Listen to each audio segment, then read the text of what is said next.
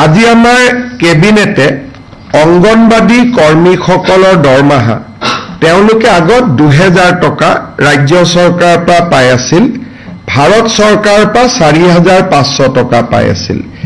এতিয়া আমি যেটো ৰাজ্য চৰকাৰে 2000 দি আছিল, এতিয়া তাৰ লগত আমি 1500 যোগ কৰি দিম।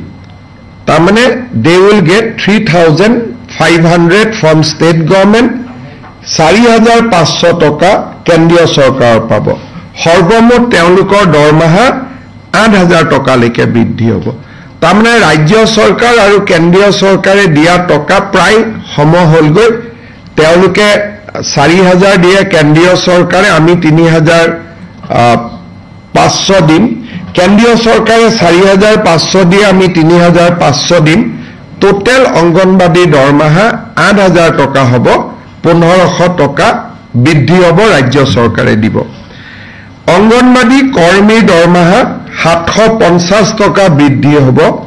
আগতে তেওঁলোকক ভাৰত চৰকাৰে 2250 টকা দিছিলে, ৰাজ্য চৰকাৰে 1000 দিছিলে।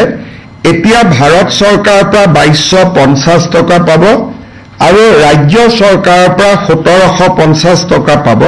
সৰ্বমুঠ 4000 টকা পাব। অৰ্থাৎ সহায়িকা গৰাকীয়ে 4000 পাব, কৰ্মী গৰাকীয়ে 8000 পাব। আৰু বৃদ্ধি কিমান হ'ল? কৰ্মী গৰাকীৰ বাবে 1500 হ'ল, সহায়িকা গৰাকীৰ বাবে 750 টকা হ'ল।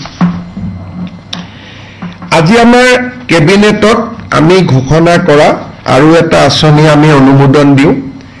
এইবাৰ যিসকল ল'ৰা ছোৱালীয়ে মেট্ৰিক পৰীক্ষা দিব, তেওঁলোকৰ ফৰ্ম ফিল আপ অক্টোবৰ মাহৰ 10 তাৰিখে সামৰণি পৰিব। এইবাৰ ফৰ্ম ফিল আপত আমি তেওঁলোকক অনুৰোধ কৰিছোঁ যাতে তেওঁলোকে বেংক একাউণ্ট নম্বৰটো দিয়ে। আৰু কেবিনেটে যে অনুমোদন কৰিছে যে 1 নৱেম্বৰৰ পৰা মেট্ৰিক শেষ নোহোৱা পৰ্যন্ত প্ৰত্যেকজন উচ্চতৰ HSLC মেট্ৰিক পৰীক্ষাৰ্থীক আমি প্ৰতি মাহত 300 টকাকৈ তেওঁলোকৰ বেংক একাউণ্টত দিম। এই টকাখিনি তেওঁলোকে বুকছ কিনিব পাৰিব, নোটবুকছ কিনিব পাৰিব, নিউট্ৰিচিয়াছ ফুড ল'ব পাৰিব। অৰ্থাৎ 5 লাখ ষ্টুডেণ্টে মাহত 300 টকাকৈ অলমোষ্ট, আমি মেট্ৰিক কোন মাহত হয় নাজানো, যদি এপ্ৰিলত হয় 6 মাহৰ কাৰণে পাব, যদি ফেব্ৰুৱাৰীত হয় 4 মাহৰ কাৰণে হ'ব, যদি মাৰ্চত হয় 5 মাহৰ কাৰণে পাব। তাৰমানে কোনো মেট্ৰিক কেণ্ডিডেটে নিউট্ৰিচিয়াছ ফুড বা কিতাপ পত্ৰ কিনাৰ পৰা বঞ্চিত হ'ব নালাগে। নিজকে মেট্ৰিকৰ কাৰণে প্ৰিপেয়াৰ কৰাৰ কাৰণে তেওঁলোকে 300 টকা লাভ কৰিব প্ৰত্যেক মাহত। আৰু এই আঁচনিটো 1 নৱেম্বৰৰ পৰা কাৰ্যকৰী হ'ব।